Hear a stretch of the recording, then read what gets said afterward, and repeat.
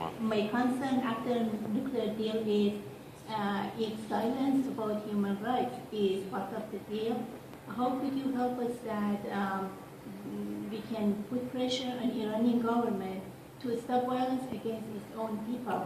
I'm Kurdish, and just while they were talking in Geneva for the first round of negotiation, the government executed 3 political prisoners in Kurdish area. How you can help us to put pressure on them? Negotiation and peace is good, but not only by smiling with Western country, but also with our own people. Yes. Okay.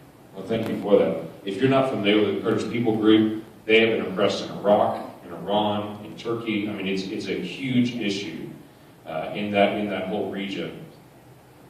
It's good to be able to hear your story, by the way. I'd like to be able to hear the rest of it at some point. This is an area where we should apply pressure.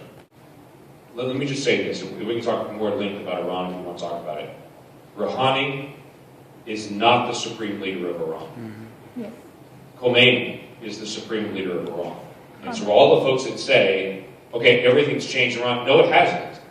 The real leader of Iran is exactly the same.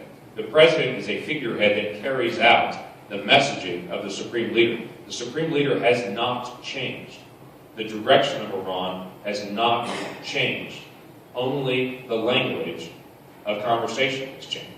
But no policy has changed, no backing up from terrorism has changed, no funding of the nuclear program has changed. Nothing else has changed. So my multiple issues with the sanctions relief is that we are acting when they're promising.